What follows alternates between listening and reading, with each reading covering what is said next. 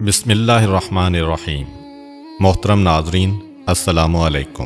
کہ تین دوست قاضی صاحب کے سامنے فیصلے کے منتظر تھے۔ کمرے میں خاموشی چھائی ہوئی تھی۔ قاضی صاحب گہری سوچ میں ڈوبے ہوئے تھے۔ ان کے سامنے انوکھی نوعیت کا مقدمہ تھا جس کا فیصلہ کرنا بہت مشکل تھا۔ مقدمے کی اصل حقیقت کچھ یوں ہے۔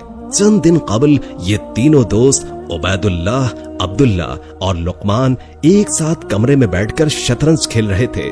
دو دوست کھیل میں مصروف تھے جبکہ تیسرا بھی ان کے ساتھ کھیل میں جڑا ہوا تھا۔ اچانک کھیل کے دوران شطرنج کا ایک مہرہ غائب ہو گیا۔ انہوں نے ہر جگہ تلاش کیا، کمرے کی ہر چیز اچھی طرح اور کئی بار تلاشی لی گئی لیکن مہرہ نہ ملا۔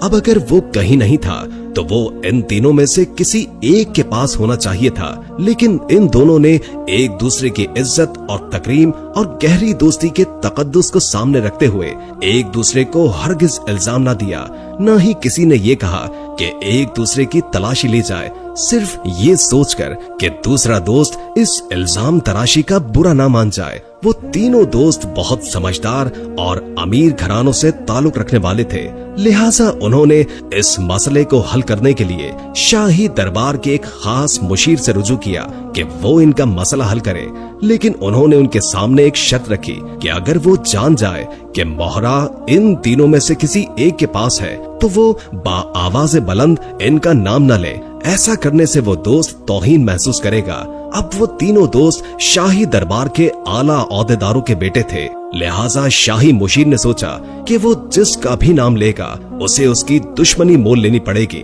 بس اس نے ہار مان لی اور ان تینوں دوستوں سے کہہ ڈالا، معاملہ بہت سنگین ہے، بہتر ہوگا کہ تم لوگ قاضی کے پاس اپنا مقدمہ لے کر چلے جاؤ، وہی آپ کا معاملہ حل کر سکتے ہیں۔ اب یہ تینوں تو اپنا سارا ماجرا بیان کر کے قاضی کے سامنے موجود تھے۔ قاضی صاحب نے گہری سوچ میں خاموشی سے بیٹھنے کے بعد ٹھنڈی سانس لیتے ہوئے کہا، میں آپ لوگوں کو ایک قصہ سناتا ہوں، آپ لوگ میری بات غور سے سنیے گا۔ ایک دفعہ کا ذکر ہے کہ دو دوست تھے اور وہ ایک ہی شہر میں رہا کرتے تھے اور ایک ہی ساتھ کھیتی باڑی کیا کرتے تھے۔ ایک دوسرے کے نفع نقصان میں ہر دوسرے کا ساتھ دیتے۔ جب کوئی خاندانی پریشانی آتی تو تب بھی سگے بھائیوں سے بڑھ کر ایک دوسرے کی مدد کرتے۔ کئی سال یوں ہی گزر گئے۔ ایک کا نام آفتاب جبکہ دوسرے کا نام زبیر تھا۔ ایک دن آفتاب کے والد نے اچانک اسے ایک وراثتی جائیداد میں ملنے والی زمین پر جو کہ شہر میں تھی کاشتکاری کے لیے وہاں جانے کا حکم کہہ ڈالا۔ وہ اپنے والد کی وجہ سے مجبور دوسرے شہر جانے کے لیے تیار ہو گیا اور یوں دو دوست بچھڑ گئے۔ آفتاب نے جانے سے پہلے زبیر سے یہ وعدہ لیا تھا کہ وہ اب ہر پل ایک دوسرے کے ساتھ نہیں ہوں گے، لیکن وہ ہمیشہ ایک دوسرے کو خط کے ذریعے اپنے خیالات سے آگاہ کرتے رہیں گے اور کبھی ایک دوسرے سے جھوٹ نہیں بولیں گے۔ اور یوں آفتاب زبیر سے رخصت ہو کر چلا گیا۔ دونوں ایک دوسرے کو ہر پل یاد کرتے اور خطوط کے ذریعے ایک دوسرے کی خبر رکھتے۔ ایک بار زبیر نے آفتاب کو خط میں لکھا کہ میں اس سال حج کی ادائیگی کا ارادہ رکھتا ہوں، اگر ممکن ہو تو وہ بھی اس کے ساتھ اس نیک فریضے کی ادائیگی کے لیے چلے۔ جب آفتاب نے یہ خبر سنی تو بے حد خوش ہوا، لیکن جو زبیر نے اس حج کی ادائیگی کی دعوت دی تھی اس کے جانے میں آفتاب بہت پریشان ہوا، کیونکہ ان کے علاقے میں شدید سیلاب آ جانے کی وجہ سے اس کی فصل پوری طرح تباہ ہو چکی تھی۔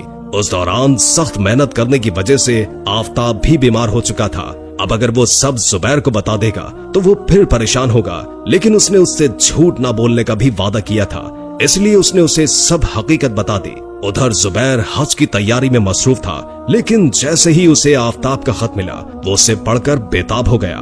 اس نے اپنی تمام جمع پونجی جو اس نے حج کے لیے جمع کی تھی اپنے ہمراہ اور دوست آفتاب کے آبائی شہر کی جانب روانہ ہو گیا، اور روانہ ہونے سے قبل اس نے آفتاب کو خط کے ذریعے اپنی آمد کے بارے میں آگاہ کیا اور تسلی دی کہ تم پریشان نہ ہو۔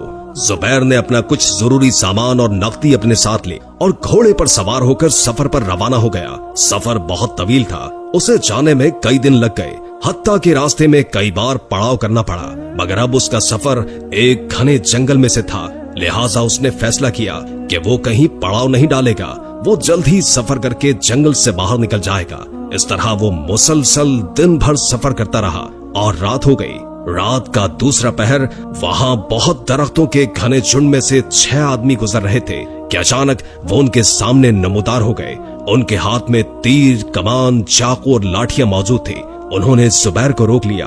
वो घोड़े से नीचे उतरा तो उसे पता चला कि वो सब डाकू हैं। उनके सरदार ने आगे बढ़कर वो सब कुछ उनके हवाले कर देने का कहा। जुबैर रोने लगा और मिन्नत समाजत करने लगा, लेकिन सरदार ने उसकी एक ना सुनी। उसने अपने सफर का सारा माजरा समझाया कि वो कैसे हज के लिए जा रहा था और अब इन पैसों से अपने भाई जैसे दोस्त की मदद करने जा रहा है। जुबैर ने डाकुओं के सरदार से वादा किया कि वो अपने दोस्त के पास जाएगा और उसे जितने पैसों की जरूरत हुई उसे देकर वो बाकी रकम लेकर ईमानदारी से उनके हवाले कर देगा। वो उन्हें वो सारे पैसे दे देगा, फिर अगर वो उसे कत्ल करना चाहे तो कर दें।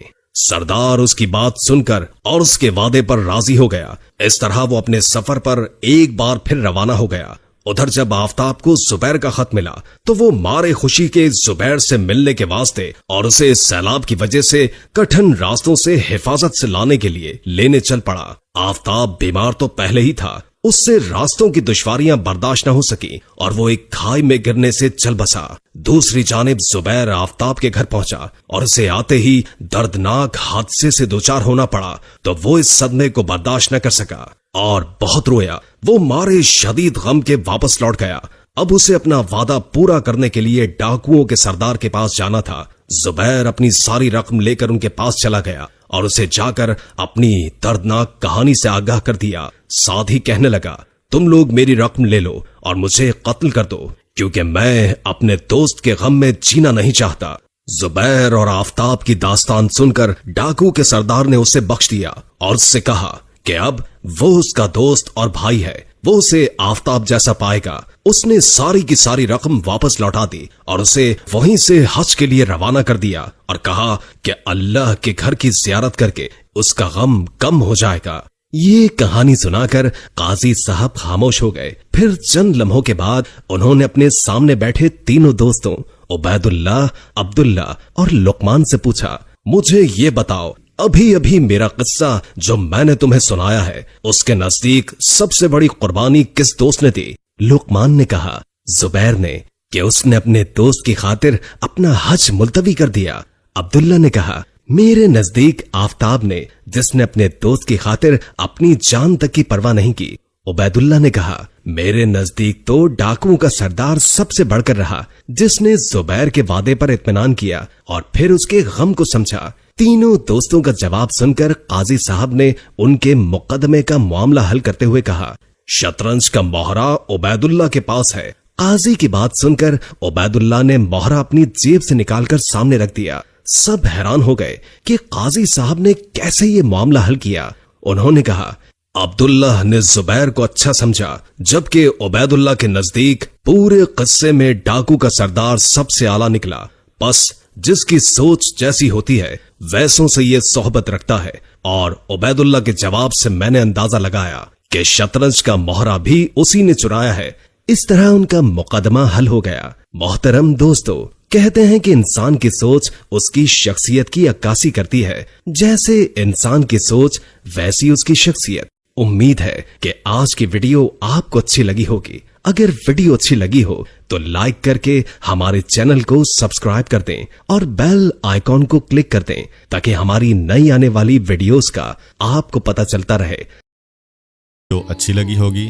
अगर आपको हमारी वीडियो अच्छी लगी है तो वीडियो को लाइक करें और मज़ीद इस तरह की वीडियोस देखने के लिए हमारा चैनल सब्सक्राइब कर लें। मिलते हैं नेक्स्ट वीडियो में। इजाज़त दीजिए। अल्लाह हाफिज़।